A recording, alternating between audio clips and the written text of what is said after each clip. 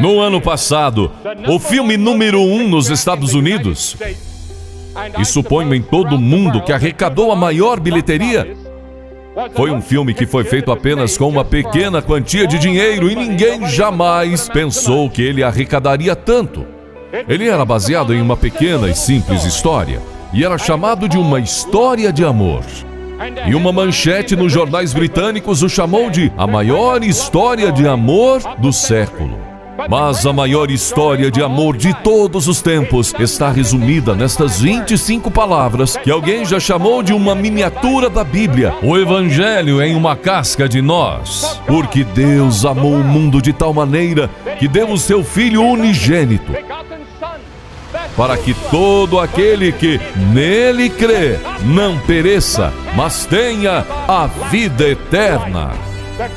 A maior história de amor foi contada por Deus. Você sempre para e pensa sobre Deus? Muitas pessoas estão pensando em Deus hoje, porque vimos que a ciência não tem a resposta para todos os nossos problemas. Nós estamos vendo que a tecnologia não pode resolver todos os nossos problemas. E então milhares de jovens que estão na Europa e na América estão começando a falar sobre Deus. Alguns deles estão indo para a Índia para ver se conseguem encontrar paz nos seus corações. Alguns deles estão indo e estudando yoga, e eles estão entrando em todo tipo de diferentes seitas e grupos procurando por Deus. Alguns deles estão indo para o deserto e sentando sob as estrelas e olhando as estrelas. Você já refletiu sobre Deus? Uma pessoa me perguntou em uma universidade uma vez: você pode provar a existência de Deus? E eu respondi: não, eu não posso colocar Deus em um tubo de ensaio. Eu não posso colocar Deus em um laboratório e dizer: aqui está Deus. Como eu sei que Deus existe? Todas as evidências parecem indicar que Ele existe. Eu olho para o céu estrelado e digo: deve haver um Deus. Eu olho para a bela natureza ao meu redor e eu digo: deve haver um Deus. Eu vejo o nascimento de um bebê. Gary Player estava nos dizendo ontem como ele viu o nascimento de seu último filho. E ele disse: enquanto eu assistia, eu vi que tinha que haver um Deus. Mas há outra razão. No fundo do seu coração você tem uma consciência, e a sua consciência diz que deve haver um Deus. Algo lá dentro me diz que deve haver um Deus. E a Bíblia nos diz que este Deus é o Criador de todo o universo. Em Gênesis 1:1, no princípio, Deus criou o céu e a terra. Nessa passagem em Gênesis 1, não há explicação.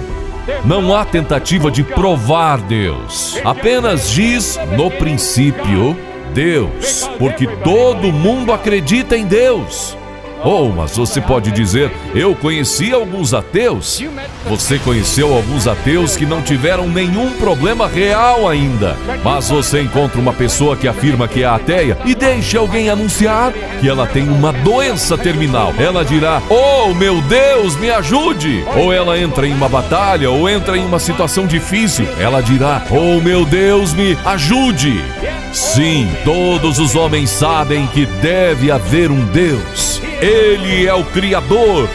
Pela palavra do Senhor foram feitos os céus. Agora, a Bíblia nos diz que Deus é um espírito. Deus não tem um corpo como o seu. Se Deus tivesse um corpo como o seu, ele teria que estar em um lugar, em um tempo. Mas Deus não tem um corpo como o seu. Deus é um espírito. E Deus pode estar na África, Ele pode estar na Ásia, Ele pode estar na Europa, Ele pode estar na América, tudo ao mesmo tempo. Ele pode estar em um planeta, Ele pode estar na Lua ao mesmo tempo. Eu conversei com alguns astronautas que foram para a Lua e eles me disseram que sabiam, enquanto passeavam ao redor da Lua, que devia haver um Deus. Eu conversei com alguns prisioneiros de guerra do Vietnã apenas alguns dias antes desta viagem. Eu conversei com aqueles primeiros prisioneiros que voltaram para os Estados Unidos e eles me disseram que naquelas celas das prisões do Vietnã, por 5 anos, eles sabiam que havia um Deus. Deus é um espírito. A Bíblia nos diz que Deus é imutável, Ele nunca muda.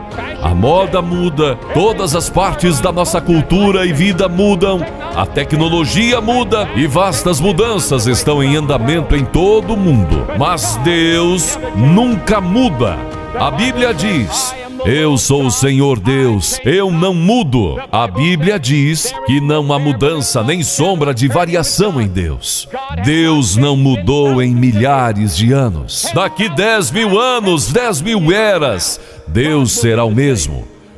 Deus existe de eternidade em eternidade. Deus não muda. Mas a Bíblia também nos ensina que Deus é um Deus de amor, que Deus ama.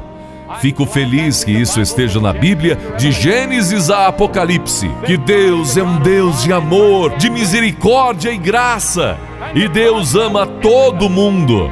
Eu não ligo para quem você é. Ele tem os fios de cabelo da sua cabeça contados.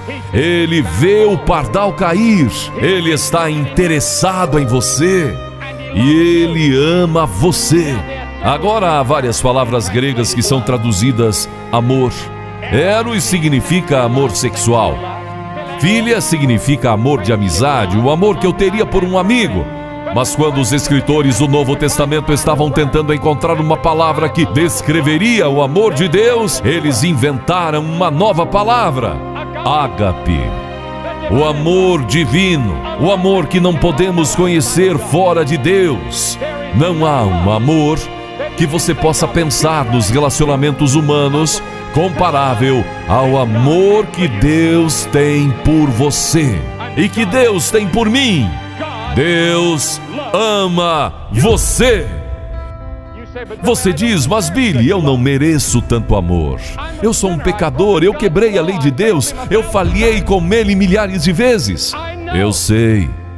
Esta é a beleza e a grandeza e a emoção do amor de Deus, que não importa o que você fez, Ele ama você, porque Deus amou o mundo negro, o mundo branco, o mundo amarelo, o mundo vermelho, o mundo rico, o mundo pobre, o mundo não estudado, o mundo estudado, e Ele ama todos nós igualmente.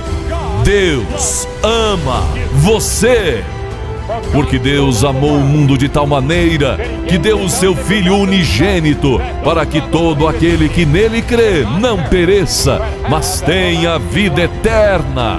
O Evangelho nunca é pregado sem o trabalho e a operação do Espírito Santo. Você vê que tem uma pequena voz que tem falado com você enquanto eu estou falando? Essa é a voz do Espírito de Deus. E Deus tem convencido você do seu pecado, e Deus tem convencido você da sua necessidade de Jesus Cristo. Oh, eu sei que a maioria de vocês devem ser membros da igreja. Quando eu me voltei a Cristo, eu era um membro da igreja. Eu era o presidente da sociedade de jovens da minha igreja. Todo mundo achava que eu era um maravilhoso cristão. Mas no fundo do meu coração, eu não conhecia Jesus Cristo como Senhor e Salvador. Ele deu seu Filho. O que você tem que fazer? Você tem que fazer alguma coisa. O que é?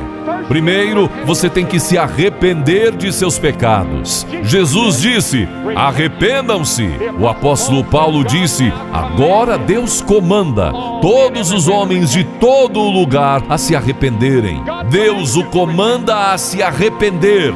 Você já se arrependeu de seus pecados? Você se lembra do momento em que se arrependeu? Você diz: legal, Billy, o que você realmente quer dizer com se arrepender? Bem, primeiro de tudo, o arrependimento traz consigo a ideia de que você diz: Senhor, eu sinto muito pelo meu pecado. Você já disse isso para Deus? Eu sinto muito? E realmente sentia? E então isso significa que você deve mudar, dar a volta. Você tem que parar de cometer seus pecados, mudar a sua maneira de viver. Velhas coisas ficam para trás e tudo se torna novo. Isso é arrependimento. Eu me arrependo dos meus pecados. Estou disposto a me afastar do meu pecado. Você já se arrependeu? Jesus disse: a não ser que você se arrependa, você perecerá. E então, seguindo pela fé, você deve receber a Cristo como seu Senhor e Salvador. Isso só pode ser feito com arrependimento. Arrependimento e fé andam lado a lado. Você pode não entender tudo intelectualmente. Você não precisa. Você simplesmente vem com a fé de uma criança. A Bíblia diz que pela graça sois salvos por meio da fé. A Bíblia diz que sem a fé é impossível agradar a Deus. Agora, isso não significa que você tenha que jogar fora seu intelecto ou cometer um suicídio intelectual. Oh, não. Há uma lógica para o Evangelho, mas sua mente foi infectada pelo pecado. Então você não pode mais receber coisas espirituais. Então você vem pela fé e as recebe. Então, a terceira coisa, você deve abertamente confessar Ele como seu Senhor e Salvador e Mestre. Todo aquele que me declarar diante das pessoas, também eu o declararei diante de meu Pai que está nos céus.